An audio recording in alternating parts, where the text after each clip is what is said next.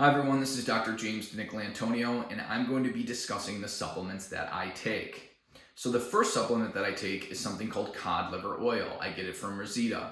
The reason why I take cod liver oil is because it's a great source of vitamin A and vitamin D, and those are two vitamins that are typically lacking in the diet and are very difficult to get. It's also a fairly good source of long-chain omega-3s, EPA and DHA, and I am trying not to eat as much fish as I used to, and so this is a great source of omega-3s for myself. So that is number one, cod liver oil. The second supplement is I do also sometimes consume fish oil. That is highly concentrated in EPA and DHA. I personally get my fish oil from Life Extension, but I have no affiliation with them. I typically take about maybe 2 grams of EPA and DHA per day. That will either be from the fish oil itself or also from the cod liver oil if I have that as well for the day. The third omega-3 supplement that I take is krill oil.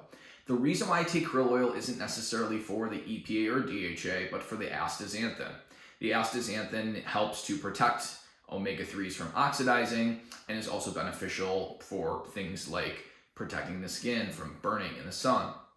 So it's also important for eye health as well, and since a lot of us are on computers, astaxanthin is important. Astaxanthin has also been shown to improve insulin sensitivity and even weight loss when you consume upwards of 8 to 12 milligrams per day in clinical studies. So krill oil is something that I try to consume at least 3 times a week as well. The fourth supplement is called selenium from yeast. It's actually called Seleno Excel. I typically do this 3 times per week with meals to help make sure that my selenium status is optimized. Typically, I consume about 200 micrograms of that supplement 3 times a week. The fourth supplement that I consume is something called vitamin K2. Typically, I take about 100 to 200 micrograms 4 times per week with meals. Vitamin K2 is important for helping reduce calcifications in the arteries. Essentially, its main function is to keep calcium out of the arteries and put it into the bone. The fifth supplement that I take is really Gerolsteiner water, and that helps provide calcium and magnesium in a bioavailable form, and I slowly consume that throughout the day, so it's not large doses all at once. Typically, if you consume calcium supplements over 500 milligrams at once, that spikes the blood calcium levels and may increase the risk of vascular calcification, so I like to get my calcium through mineral waters. Another supplement that I take is called pycnogenol. It's essentially French maritime pine bark extract, and pycnogenol has really good anti-inflammatory effects.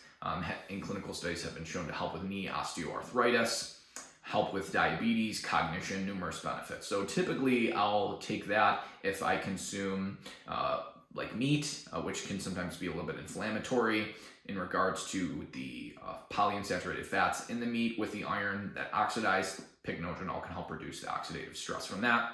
So typically I may consume 100 micrograms of that, 100 milligrams of that with each meal.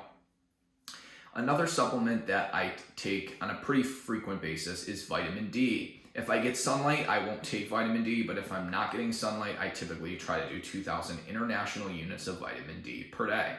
It's just really difficult to get vitamin D. I do get some through cod liver oil, but not enough to hit 2,000 international units, so typically I will also add some vitamin D if I did not get sunlight for the day. Now, there are some other supplements that I take throughout the week, like a trace mineral supplement from Life Extension, typically 3 times per week, which has boron and manganese, which are minerals that are difficult to get through the diet, so I will take that.